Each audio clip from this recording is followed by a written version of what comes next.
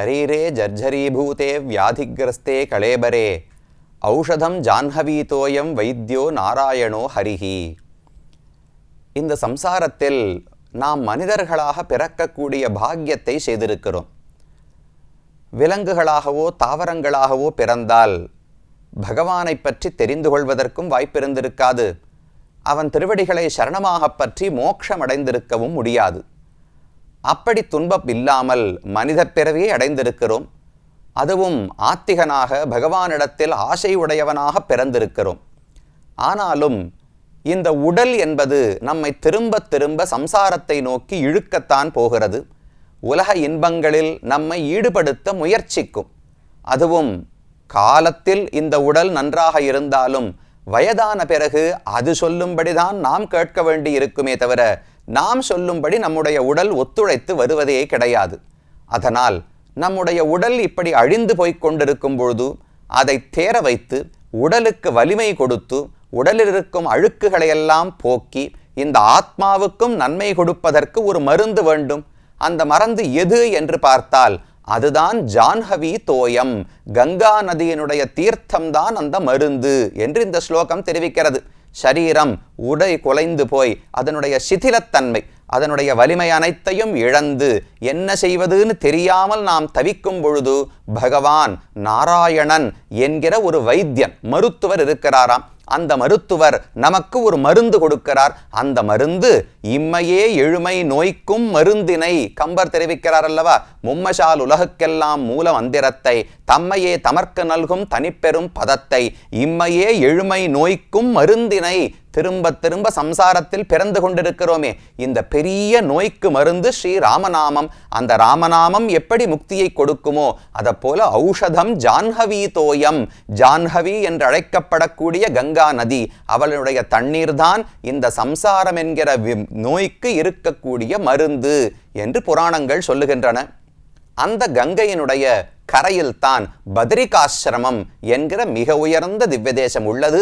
அதை தரிசிப்பதற்காகத்தான் நாம் தற்போது வந்திருக்கிறோம். வரும் பாதையிலேயே பல இடங்களை தாண்டினோம். பாண்டுகேஸ்வரம், ஹனுமான் சட்டி, இது அனைத்தையும் தாண்டி நாம் பத்ரிக்கு வந்து சேர்ந்தோம் என்றால் அதனுடைய முக்கியமான ஒரு ஃபீச்சர், அதனுடைய பிரதானமான அம்சம் என்பது அலகநந்தா என்கிற உயர்ந்த நதி இந்த இடத்திலே தான் ஓடிக்கொண்டிருக்கிறாள். இதிலிருந்து இன்னும் மேல ரொம்ப தூரம் ஹிமாச்சலத்துக்குள்ள போனோம்னால் அங்கிருந்து தான் இந்த நதி பிரவகித்து வருகிறாள். ஒரு பக்கம் அலகநந்தான்னு பெயர், மற்றொரு பக்கம் பாகீரதி என்கிற நதி கங்கோத்திரியிலிருந்து உற்பத்தியாகி வருகிறாள்.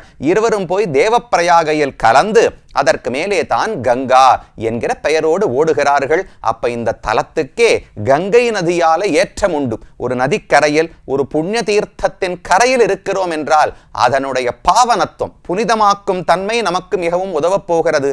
அப்படித்தான் இந்த ஊரும் கங்கை கரையிலே உள்ளது. கங்கா என்று சொல்லுகிறோமே, அதற்கு பொருள் என்ன என்று பார்த்தால் கமயதி பிராபயதி ஞாபயதி மோக்ஷார்த்திபிகி கம்யதே என்று பொருள் சொல்லப்படுகிறது. அடைவிப்பவள், அறிவிப்பவள் என்று ரெண்டு பொருள்கள் சொல்லப்படுகின்றன. கங்கான்னு சொன்னால் நம்மை மோட்சத்தையே அடைய வைக்கிறாள், அதனால கங்கா. அல்லது மோட்சத்தை நமக்கு அறிவிக்கிறாள். இந்த கங்கையில குளிச்சோம்னால் நம்ம மனதில் இருக்கிற பாபங்கள் எல்லாம் விலகி நம்முடைய அழுக்குகள் எல்லாம் போய் மோட்சத்தை பத்தின சிந்தனை, சிறந்த ஞானம் எழப்போகிறது. அதனால கங்கான்னு பெயர் இல்லையா.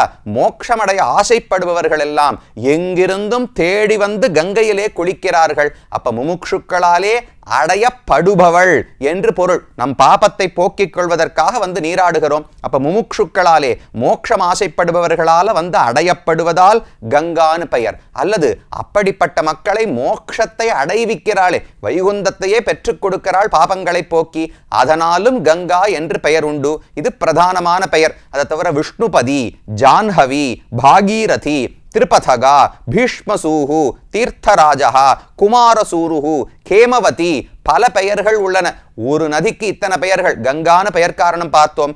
விஷ்ணுபதி, விஷ்ணுவனுடைய திருவடியிலிருந்து, பாதத்திலிருந்து தோன்றினபடியாலே விஷ்ணுபதி என்று பெயர் உண்டு. ஜான்ஹவி, பகீரதன் கங்கையை கீழே உலகத்துக்கு கொண்டு வந்தான். அதை நேர பாத்தாளத்துக்கு கொண்டு போக வேண்டும். போகும் வழியில் ஜன்ஹு என்று ஒரு மகரிஷி இருந்தார். அவருடைய ஆசிரமத்தை கங்கை நதி அடித்து புரட்டி கொண்டு போனாள். அவருக்கு கோபம் ஏற்பட்டு மொத்த கங்கையும் எடுத்து குடிச்சுட்டார். உடனே பகீரதனுக்கு பயம் ஏற்பட்டு திரும்ப அவரிடத்துல போய் காலில் விழுந்து பிரார்த்தித்தான். சரின்னு தன்னுடைய காது வழியா நதியை திரும்ப வெளியில விட்டாராம். அவர் உடலுக்குள் சென்று வந்தபடியால் அந்த ரிஷியினுடைய புதல்வி, ஜன்னுவினுடைய புதல்வியானபடியால ஜான்ஹவி என்று கங்கைக்கு பெயர் ஏற்பட்டது. பாகீரதி, பகீரதன் ஆசையா தன்னுடைய பெண் போல பார்த்து பார்த்து உலகத்துக்கு அழைத்து வந்தான். அதனால பாகீரதின்னு பெயர். பீஷ்மசூஹு, பீஷ்மரை பெற்றெடுத்த தாய் கங்கை நதி தானே. அதே போல முருகப்பெருமான் குமாரன், குமாரனை பெற்றெடுத்த தாயும் கங்கா நதிதான். அதனால குமாரசூஹு, பீஷ்மசூஹுன்னு பெயர் உண்டு. தீர்த்தராஜா, புனிதமான நீர்நிலைகளுக்கெல்லாம் தலைவனாக இருக்கிறாள். ஹைமவதி, ஹிமவான், ஹிமாச்சல பர்வதத்தில் பிறக்கிறபடியால ஹைமவதின்னு பெயர். ஹரசேகரா, ஹரன் சிவபெருமான், சிவபெருமானுடைய தலையில் தங்கி இருக்கிறபடியால் ஹரசேகரான்னு பெயர் உண்டு. அலகநந்தான்னு பெயர் உண்டு. சைலேந்திரஜா, சைலேந்திரம், அதான் ஹிமாச்சல பர்வதம், மலைகளுக்கு தலைவன். அந்த மலைகளுக்கு அரசனான சைலேந்திரனிடத்திலிருந்து பிறந்தவள் சைலஜா, சைலேந்திரஜா என்று ஒரு பெயர் உண்டு. சுரநதி, தேவர்களுடைய நதி என்று பெயர் உண்டு. ஏன்னா கங்கை முதலில் பூலோகத்தில் இருக்கவில்லை, தேவலோகத்தில் தான் ஓடிக்கொண்டிருந்தார். அதற்கு பிறகு பகீரதன் பிரார்த்தனைக்கு இணங்கத்தான் கீழே இறங்கி வந்தாள். அதனால தேவநதி என்றும் இவளுக்கு பெயர் உண்டு. இந்த கங்கா நதிக்கென்றே சில சிறப்புகள் சொல்லப்படுகின்றன. கங்கையில குளிக்கிறோம்னா இதெல்லாம் நாம நினைத்து பார்த்து கொள்ள வேண்டும். ஒரு 10 பண்புகள் கங்கையினுடைய தண்ணீருக்கு இந்த 10 பண்புகள் உண்டாம். சீதத்துவம், மிகவும் குளிர்ந்தவளாக இருக்கிறாள். நம்ம உடம்புல என்னென்ன வெப்பம், தாபங்கள், கவலைகள் இருக்கின்றனவோ அது அனைத்தையும் போக்கி கொடுக்கிறாள். சுவாதுத்துவம், குடிப்பதற்கு மிகவும் இனிமையாக இருக்கிறாள். ஸ்வச்சத்துவம், தெளிந்த நீராக மிக துல்லியமா, அதுல கீழே பார்த்தோம்னா நம்ம முகமே கண்ணுல தெரியும், அவ்வளவு தூய்மையானவளாக இருக்கிறாள். அத்தியந்த ருச்சியத்துவம், மிகவும் பார்ப்பதற்கு கவரக்கூடியவள். தள்ளி இருந்து அந்த நதி ஓடி வரதை பார்த்தாலே, அதுவும் சில இடங்கள்லாம் பார்த்தேனால் அந்த காலத்திலேருந்து சாயில் இரோஷன்னு சொல்றாளோ இல்லையோ, கங்கை முன்னாடி ஒரு இடத்துல ஓடிட்டு இருக்கும் மலைக்கு மேல, அதுல பூமியை அரிச்சு அரிச்சு அரிச்சு அரிச்சு இப்ப கீழே போயிருக்கும். அந்த மலையினுடைய அந்த 2 பக்கத்தையும் பார்த்தேன்னா அப்படியே வரி வரியா அப்படி ஒரு நதி ஓடி அரிச்சு அரிச்சு பண்ணா எப்படி இருக்குமோ அதை போல 2 பக்கம் இப்படி பெரிய கார்ஜ் மாதிரி இருக்கும். நடுவுல அந்த வேலி, பள்ளத்துக்கு நடுவுல கங்கை ஓடிக்கொண்டிருப்பாள். பார்க்கறதுக்கே அவ்வளவு மனோகாரியாக இருக்கிறாள். அது அத்தியந்த ருச்சியத்துவம். பத்தியத்துவம், பத்தியம்னா உடலுக்கு எந்த கெடுதலையும் செய்ய மாட்டாள். இன்னும் சொல்ல போனால் வியாதிகளை போக்கும் தன்மையும் உள்ளது. பத்தியம்னு சொல்றோமோ இல்லையோ, வியாதி போகிற வரைக்கும் பத்திய சாப்பாடுன்னு சொல்றோமே, அதை போல எந்த தீமைகளையும் கொடுக்காமல் உடலை நல்லதாக ஆக்கக்கூடிய தன்மை உண்டு. பாவனத்துவம், நாம செய்திருக்கக்கூடிய அழுக்குகள், பாபங்கள், அதை அனைத்தையும் போக்கி கொடுக்கிறாள். மனதில் இருக்கிற தீய எண்ணங்களையும் போக்குகிறாள். பாபஹாரித்துவம், பாபங்களை போக்குகிறாள். திருஷ்ணா மோக துவம்சனத்துவம், நம்ம கிட்ட உலகத்து பொருட்கள்ல எவ்வளவு ஆசை மனசுல வச்சுட்டு இருக்கோம், அந்த ஆசை தேவையில்லாத உலகப் பொருட்களில் பற்றை அறுத்து வைராக்கியத்தை வளர்த்து கொடுக்கிறாள். தீபனத்துவம், ஒளி பெறச் செருகிறாளாம். கங்கா நதியில ஒருத்தன் குளிச்சானால் அவனுக்கு நல்ல ஒளி ஏற்படுகிறது, உடலிலும் ஒளி ஏற்படும், ஞான ஒளி ஏற்படுகிறது. அதான் பிரக்ஞா தாரித்துவம், ஏற்பட்ட ஞானம், பகவானிடத்துல ஏற்பட்ட ஒரு பக்தி தொடர்ந்து இருப்பதற்கு உதவுகிறாளாம். இப்படி 10 பண்புகள் கங்கா நதிக்கு உள்ளன என்று சாஸ்திரங்கள் தெரிவிக்கின்றன. அந்த கங்கையின் கரையில் தான் இந்த பெருமான் இருக்கிறார். திருமங்கையாழ்வார் பெரிய திருமொழி என்கிற தன்னுடைய பிரபந்தத்தில் 3ஆம் திருமொழி, 4ஆம் திருமொழி 20 பாசுரங்கள் இந்த பெருமானுக்காக பாடியிருக்கிறார். கொழும் சுடர் சுழன்ற விலங்கலில் இறஞ்சி மேல் நின்ற விசும்பில் வெண்திரை கொடியின் வெறிவந்து வலந்தரு மணிநீர் கங்கையின் கரமேல் வதரியாச்சிராமத்துள்ளானே.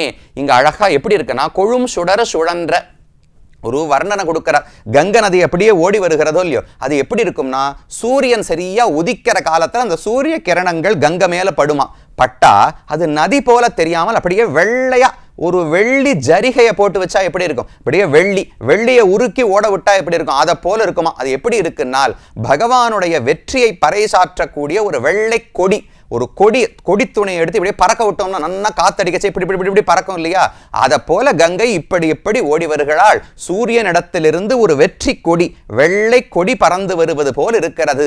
அப்படிப்பட்ட கங்கையின் கரைமேல் வதரியாச்சிராமத்துள்ளானே, பதரிகாசிரமம் என்கிற இடத்திலே பகவான் இருக்கிறார். துணிவினி உனக்கு சொல்லுவன் மனமே, தொழுதெழு தொண்டர்கள் தமக்கு பிணி ஒழித்து அமரர் பெருவிசும்பு அருளும் பேரருளாளன் எம்பெருமான். அணிமலர் குழலார் அரம்பயர் துகிலும் ஆரவும் வாரி வந்து அணிரீர் மணி கொழித்து இழிந்த கங்கையின் கரமேல் வதரியாச்சிராமத்துள்ளானே. அடுத்து கங்கையை பற்றி தெரிவிக்கிறார். இந்த கங்கா நதி அப்படியே இந்த ஹிமாச்சலத்துக்கு மேல அப்சரசுகள் ஊர்வசி, ரம்பா, திலோத்தமா இவர்களெல்லாம் நாட்டியம் ஆடத்துக்காகலாம் வருவாளாம். மேலும் ஸ்வர்க்கத்திலிருந்து ஓடி வருகிறாள் அல்லவா. அப்ப அந்த ரம்பா முதலானவர்களுடைய பட்டு வஸ்திரங்கள், அவர்களுடைய அழகான ஆபரணங்கள், அதையெல்லாம் அடிச்சு புரட்டிட்டு கங்கை வருவாளாம். அதான் சொல்றார், அணிமலர் குழலார் அரம்பயர் துகிலும், துகில்னா வஸ்திரம் தானே, அவர்களுடைய துகிலையும் ஆரமும் வாரி வந்து அவர்களுடைய ஆபரணங்களை எல்லாம் எடுத்துட்டு வந்து அணிநீர் மணி கொழித்து இழிந்த கங்கை, நிறைய முத்துக்கள் மாணிக்கங்கள் எல்லாத்தையும் கொண்டு வந்து இந்த பத்ரிகாசிரமத்தில் தள்ளுகிறதாம். அப்படிப்பட்ட கங்கையின் கரமேல் பத்ரிகாசிரமத்தில் யார் இருக்கிறார்? துணிவு இனி உனக்கு சொல்லுவன் மனமே. மனமே, இனிமே நீ பயப்பட வேண்டாம், உனக்கு உறுதியான ஒரு விஷயத்தை சொல்லுகிறேன். என்ன விஷயம் தெரியுமா? தொண்டர்கள் தமக்கு பிணி ஒழித்து அமரர் பெருவிசும்பு அருளும் பேரருளாளன் எம்பெருமான். பத்ரிகாசிரத்தில் இருக்கிற பெருமாள் எப்படி தெரியுமா? தன்னுடைய தொண்டர்களுக்கு பிணி ஒழித்து, எத்தனை பாபங்கள் வியாதிகள் என்ன இருந்தாலும் அதை ஒழித்து கொடுக்கிறார். அமரர் பெருவிசும்பு அளிக்கும் மோட்சத்தையே தன்னுடைய பக்தர்களுக்கு கொடுக்கிறார். அப்படிப்பட்ட அருளாளன், பேரருளாளனான பகவான் இருக்கும் இடம்தான் பத்ரிகாசிரமம். அப்ப நாம் என்ன செய்ய வேண்டும்? தொழுது எழு, அந்த பெருமானை கை தொழுது விடு. ஒரு முறையாவது வாழ்க்கையில் அவனை சேவித்து விட்டாய் என்றால் உனக்கும் வியாதிகள் தீரும், கவலைகள் தீரும், பாபங்கள் போகும், வைகுந்தத்தையே அடையலாம் என்று திருமங்கையாழ்வார் கொண்டாடுகிறார். அந்த கங்கையினுடைய கரையில் தான் இந்த அழகான பத்ரிகாசிரமம் அமைந்துள்ளது. இந்த இடத்தில் பல பாறைகள், கங்கை நதி ஓடி வரும் பொழுது பல இடங்கள், அதிலேயே நாம் தரிசிக்க வேண்டிய இடங்கள் இருக்கின்றன. முக்கியமாக பஞ்சஷிலா என்று தெரிவிப்பார்கள். 5 ஷிலான கல், ஷிலான தமிழ்ல சிலை விக்கிரகம்னு சொல்றோமே, அது அர்த்தம் கிடையாது. ஹிந்தியில ஷிலான்னு சொன்னா கல் என்றுதான் பொருள். பெரிய பெரிய கற்கள் இந்த இடத்துல இருக்கின்றன. இப்படி கங்கை ஓடி வரக்கூடிய பாதையில் நடுவே நடுவே சில இடங்களிலே கற்கள் இருக்கின்றன. அதை போல்தான் இந்த நீலகண்ட மலைன்னு இருக்கே, அந்த மலை இந்த இடத்துல நின்று இருந்தான். கங்கை வருகிறாள், அலகநந்தா வரும்போது இந்த நீலகண்ட மலையிலே வந்து முட்டுகிறாள். அதை தாண்டி போக முடியவில்லை. அதனால இந்திரன், தேவேந்திரன் தன்னுடைய யானை ஐராவதம்னு வெள்ளை யானை இருக்கே, 4 தந்தங்களை கொண்டது, அந்த யானை அனுப்பி இந்த மலை அப்படியே கொடைஞ்சு 2ஆ பிளந்தானா. அதுதான் 2, நரன்மலை நாராயணன் மலை என்று 2ஆனது. மேற்க இருக்கிறதுக்கு நாராயணன் மலைன்னு பெயர், கிழக்கே இருப்பதற்கு நரன்மலை என்று பெயர். 2த்துக்கு நடுவில் அலகநந்தா ஓடி வருகிறாள். அங்க ஐராவதம் யானை தான் வந்து இந்த பாதையை பிரித்து கொடுத்தது என்று திருமங்கையாழ்வார் பாடுகிறார். காரணம் தன்னால் கடும் புனல் கயத்த கருவறை பிளவ எழுக்கு கொத்தி வாரணம் கொணர்ந்த கங்கையின் கரைமேல் வதரியாச்சிராமத்துள்ளானே.